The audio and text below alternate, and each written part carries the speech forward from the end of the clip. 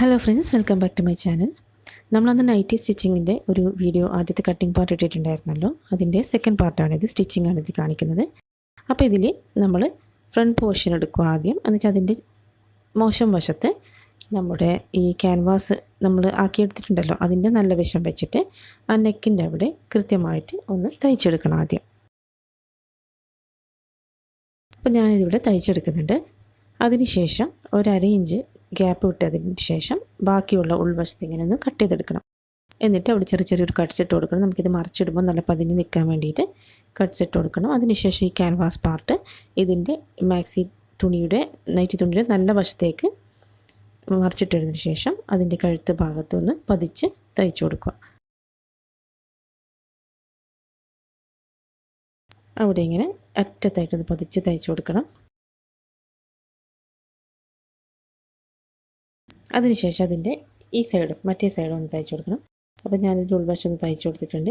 അതിനുശേഷം ഇതിൻ്റെ പുറം വശത്ത് നമ്മൾ 1/2 ഇഞ്ച് എക്സ്ട്രാ വിട്ടിട്ടുണ്ട്. അത് ഉള്ളിലേക്ക് മടക്കി കൊടുത്തതിന് ശേഷം അറ്റത്തൂടി കൃത്യമായിട്ട് അറ്റത്തൂടി ഒന്ന് തയ്ച്ചു കൊടുക്കണം. അതും കൂടി ഞാനിവിടെ തയ്ച്ചു കൊടുക്കുന്നുണ്ട്. പതുക്കെ അങ്ങനെ ക്യാൻവാസ് വെച്ച് കട്ട് ചെയ്തുകൊണ്ട് അതിൻ്റെ സ്റ്റിഫ്നെസ് ഉള്ളതുകൊണ്ട് അതിങ്ങനെ ഷേപ്പ് അങ്ങ് മാറിപ്പോകുന്നില്ല. ജസ്റ്റ് ഒന്ന് 1/2 ഇഞ്ച് ഉള്ളിലേക്ക് ഇങ്ങനെ ആക്കിയിട്ട് മുകളിലൂടെ ഒന്ന് തയ്ച്ചു കൊടുത്താൽ മതി.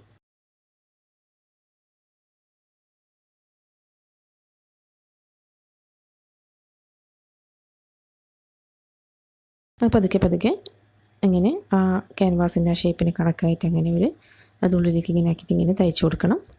ഇപ്പുറത്തെ അറ്റം വരെ അങ്ങനെ ചെയ്യണം. അപ്പോൾ നമ്മുടെ ഫ്രണ്ട് നെക്ക് പോർഷൻ്റെ വർക്ക് ചെയ്ത് കഴിഞ്ഞിട്ടുണ്ട്. എളുപ്പത്തിലുള്ളൊരു നൈറ്റിയാണ്. അതുകൊണ്ട് അധികം വലിയ രീതിയിലൊന്നുമില്ല. സിമ്പിളായിട്ടൊരു നെക്ക് ഡിസൈനാണിത്. അതിനുശേഷം നമുക്ക് ബാക്ക് പീസ് ചെയ്യാൻ വേണ്ടിയിട്ട് ഈ ക്രോസ് പീസ് ആവശ്യമുണ്ട്. അപ്പോൾ നമുക്ക് നേരത്തെ ബാക്കി ഉണ്ടായിരുന്ന അതിൽ നിന്നും നമ്മൾ ചെറിയ ക്രോസ് പീസസ് കട്ട് ചെയ്തെടുത്തതിന് ശേഷം നമ്മൾ ഇതെല്ലാം കൂടി ഒന്ന് കൂട്ടി തയ്ച്ചു കൊടുക്കണം. ഇതുകൊണ്ടാണ് നമ്മൾ ബാക്ക് നെക്ക് ഫേസിങ് പോലെ വെച്ച് തയ്ച്ച് ഉള്ളിലേക്ക് മറിച്ചടിക്കുന്നത്. അപ്പോൾ അതും അങ്ങ് റെഡിയാക്കി എടുത്തിട്ടുണ്ട്. അതിനുശേഷം നമ്മളിത് ഈ വലിയൊരു പീസ് ആക്കി ഇട്ടിട്ടുണ്ട്. അത് നമ്മുടെ ബാക്ക് നെക്കിന് വെച്ചിട്ട് തയ്ച്ചു കൊടുക്കണം. അപ്പോൾ നമ്മൾ ബാക്ക് പാർട്ട് എടുത്തിട്ടുണ്ട്. അതിൻ്റെ നല്ല വശത്ത് ക്രോസ് പീസിൻ്റെ നല്ല വശം വെച്ചിട്ട് തയ്ച്ചു കൊടുത്തതിന് ശേഷം ഒരു 1/2 ഇഞ്ച് ഗ്യാപ്പ് ഇട്ടിട്ട് വേണം തയ്ച്ചു കൊടുക്കാൻ. അതിനുശേഷം ഉള്ളിലേക്ക് 2 മടക്കാക്കിയിട്ട് ഉള്ളിലേക്കാക്കിയിട്ടൊന്ന് തയ്ച്ചു കൊടുക്കുക. അപ്പോൾ ആ ഭാഗവും നമുക്കൊന്ന് പെർഫെക്റ്റായി കിട്ടും.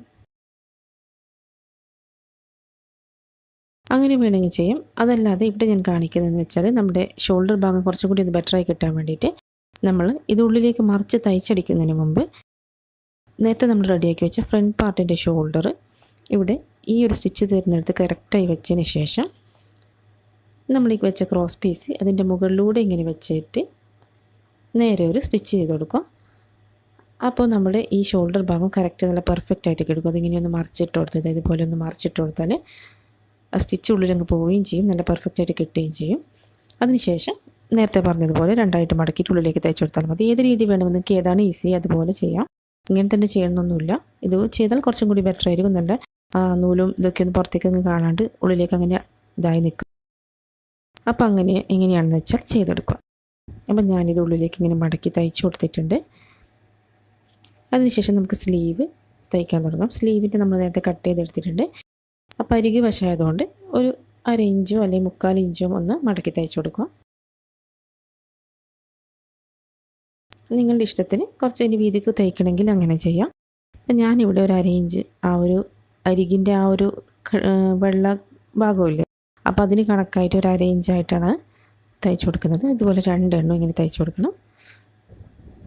അതിനുശേഷം നമുക്കിത് നൈറ്റിയിൽ ഫിക്സ് ചെയ്ത് കൊടുക്കാം. അപ്പം ഞാനിവിടെ ഒന്നിൻ്റെ തയ്ച്ചെടുത്തിട്ടുണ്ട്. ഇതുപോലെ തന്നെ മറ്റേ കൈയുടെ അരികും ഒന്ന് തയ്ച്ചെടുക്കുക.